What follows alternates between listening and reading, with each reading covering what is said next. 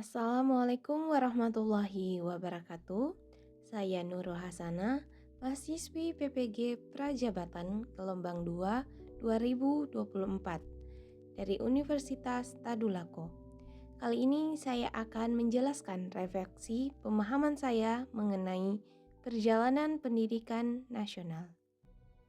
Pendidikan zaman kolonial pada tahun 1854. Bupati menginisiasi sekolah di kabupaten untuk mendidik calon pegawai yang akan bekerja memenuhi kekurangan tenaga dan untuk kepentingan kolonial seperti politik, ekonomi, dan administrasi. Pada tahun yang sama, lahirlah Sekolah Bumi Putra yang hanya mempunyai 3 kelas. Rakyat hanya diajarkan membaca, menulis, dan menghitung seperlunya. Pada tahun 1851, Hindia Belanda telah mendirikan Sekolah Dokter Jawa yang disiapkan untuk membantu para tenaga medis dalam memberantas wabah penyakit seperti cacar, kolera, dan demam tifus. Hal ini menyebabkan angka kematian yang selalu meningkat dan akan mempengaruhi kemunduran aktivitas pertanian dan perekonomian. Dalam sistem pendidikan kolonial yang terlalu mengutamakan intelektualisme dan materialisme tanpa memperhatikan aspek kebudayaan dan budi pekerti sehingga tidak dapat menjawab kebutuhan bangsa. Hal ini merupakan salah satu alasan Ki Hajar Dewantara memikirkan bahwa perlu adanya pendidikan nasional yang berbasis budaya lokal dan bertujuan untuk memajukan kehidupan masyarakat secara menyeluruh. Bukan hanya pada aspek akademik, tapi bisa mencakup perjuangan kemerdekaan nasional, pendidikan, dan kebudayaan yang digambarkan sebagai Tritunggal.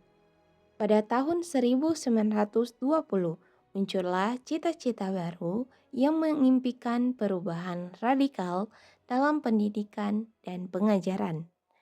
Pada tahun 1922, lahirlah Taman Siswa atau nama lainnya National Underreach Institute Taman Siswa di Yogyakarta.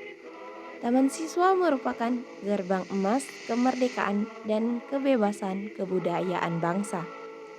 Organisasi Taman Siswa adalah layanan pendidikan untuk anak-anak, remaja, dan orang dewasa.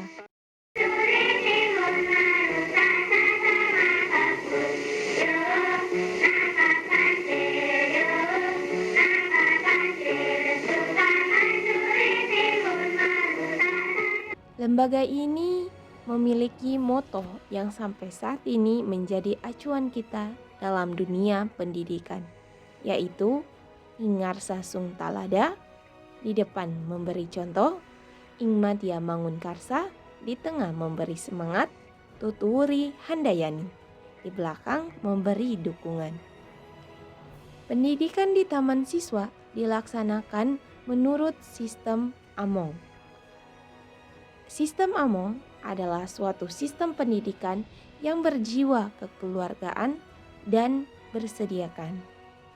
Bagi Ki Hajar Dewantara, pendidikan umumnya upaya untuk memajukan perkembangan budi pekerti, pikiran, dan jasmani.